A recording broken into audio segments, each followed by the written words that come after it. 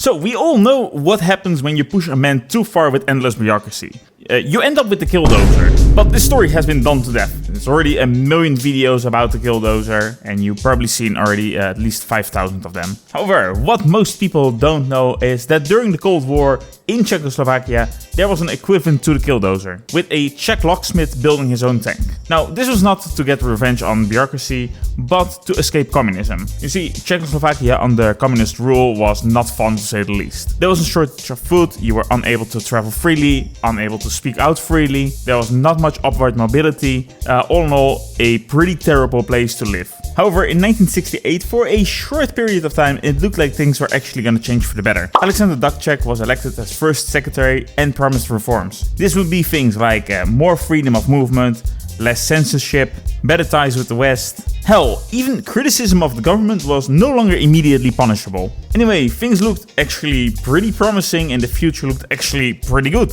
That was until the Soviet Union rolled in with the tanks. Because, God forbid, the standards of living of a communist country might go up. And when the Soviets rolled in with their tanks, everything went back to the good old-fashioned Soviet-style oppressive government. And part of this was the reinforcement of the border with more barbed wire and more border controls to make sure that the people won't escape this communist paradise. Anyway, that is where our story begins, because Vladimír Beneš was tired of the poor living conditions of the country and the social unrest. Clearly, things weren't gonna get better in Czechoslovakia, at least for the foreseeable future. Vladimír saw that it was time to pack his bags and leave. It was clear that if he wanted a better life for himself and for his family, he would have to move to the West. The only thing was, how do you get there? People weren't just allowed to leave the country without a good reason, or if the party didn't trust them. Now, luckily for Vladimír, he did have a pretty good excuse to leave. His brother already escaped to the West in the 1950s. And he was already living in Canada for the last 17 years. So Vladimír was thinking, what if I just request to go live with him?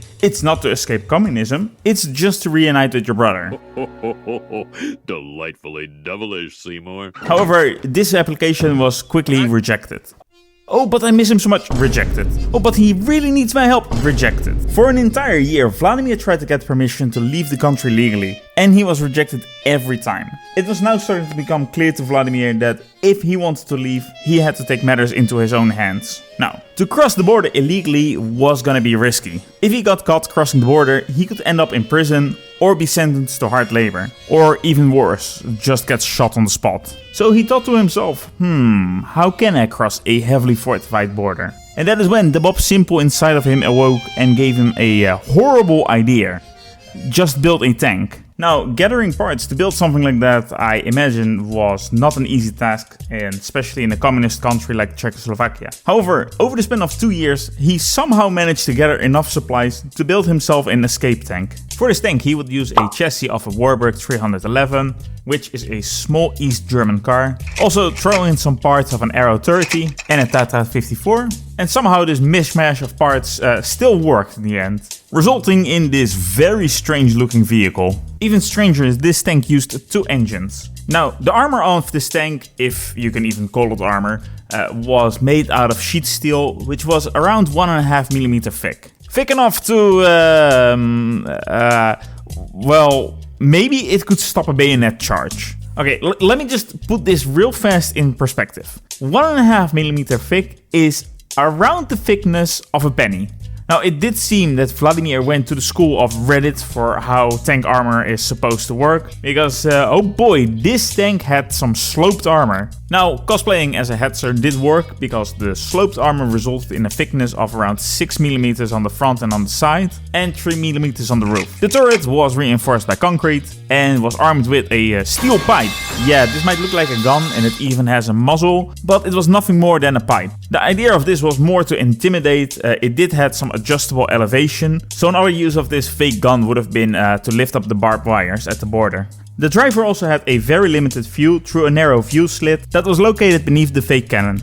Also, there was no extra armor in the bottom of this thing. So one grenade or one mine and the people inside would have been turned into a fine red mist. And lastly, you had to enter through the turret hatch to get into the vehicle. There you go, War Thunder. All the details that you need to add this thing to your game.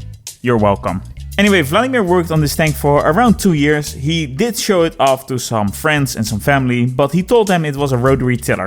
I don't know how he passed all of the speech checks, but somehow people didn't notice that Vladimir was building a Hetzer lookalike. Man, I can't wait to see the look on his face.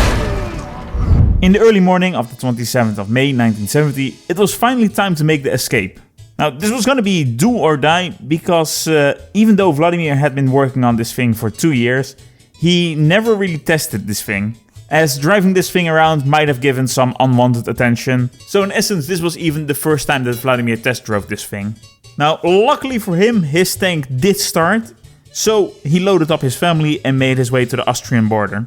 However, it wasn't long before things went horribly wrong for this little tank. In the town of Stara Bletslav, the tank all of a sudden stopped working.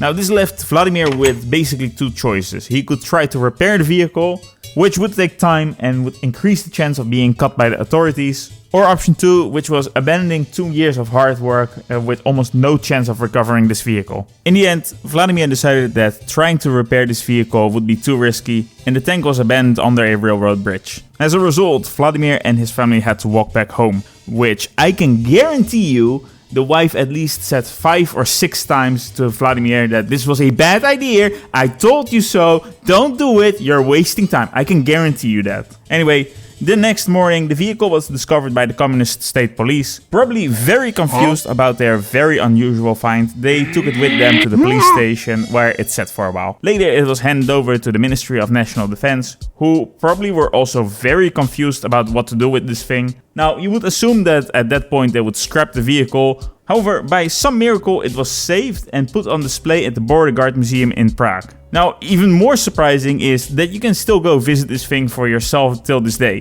It is located at this moment at the Police Museum in Prague. As for Vladimir Beneš, the very next day he returned on his own, this time on foot. And he did manage to cross the border of Austria without being detected. From there he moved to North America, gained US citizenship and worked on oil rigs in Alaska. Back home he was sentenced in absence to 2 years in prison for leaving the country illegally, which luckily he never served. His wife was also given a suspended sentence and was put under surveillance. 7 years later, she and her children finally were allowed to leave the country and were reunited with Vladimir in the US. Anyway, a big thank you to T29 Heavy Tank for bringing this story to my attention on Discord. If you want to join on Discord, there will be a link in the description. And otherwise, I'll see you next time.